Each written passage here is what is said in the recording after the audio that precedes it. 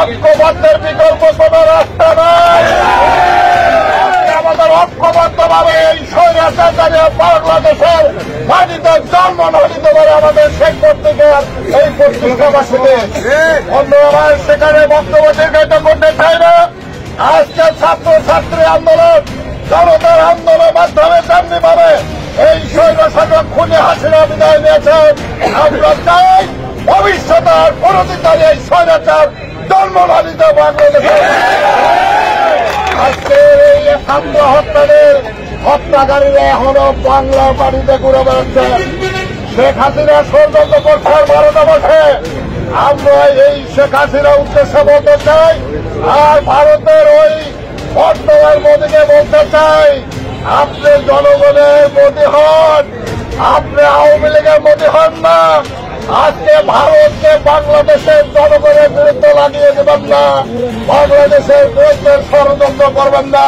এই ষড়যন্ত্রকারীকে আপনি আশ্রয় দিয়েছেন।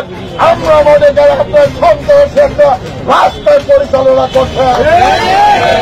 হুঁশিয়ার করে দিতে চাই, বাংলার মানুষ যতদিন বেঁচে থাকবে মুক্তিযুদ্ধের চেতনা নিয়ে বুকে ধারণ করে আগামী দিনে একটি এই নির্দলীয় সরকারের অধীনে একটা নির্বাচন হবে।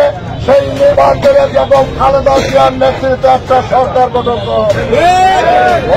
আমাদের তারেক রহমান স্পষ্ট বলেছেন, আমরা কোন সন্ত্রাস করবো না, আমরা কোন চাঁদাবাজি করবো না, আমরা কোন টেন্ডারবাজি করবো না, আমরা আওয়ামী লীগের দোষরদের বন্ধু আমরা হবো না।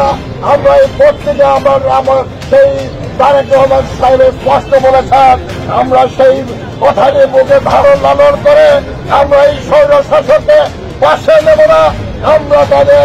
আমরা বাংলা মাটিতে জায়গা দেব না। এই পত্রিকা রেখে আজকের এই পত্রিকা প্রতিষ্ঠাবাসীকে কৃষক দলের সর্বস্তর নেতাদেরকে অভিনন্দন মোবারকবাদ জানিয়েছি। বাংলাদেশ জিন্দাবাদ। মাদারীপুর উন্নত মানের খাবারের নিশ্চয়তা দিচ্ছে টেস্ট ফরএভার রেস্টুরেন্ট। আজকে একটি রেলি আমাদের এই জায়গাতে শুরু হবে। ঈদের পর্যন্ত আমার সকল নেতা করবে এই মিছিল থেকে যাবেন না। দয়া করে সেই ঈদের পর্যন্ত আমরা দেখতে চাই তেমনি ভাবে উপস্থিত হয়েছে, তেমনি ভাবে ওই জায়গায় শেষ পর্যন্ত আপনাদের উপস্থিতি দেখতে চাই।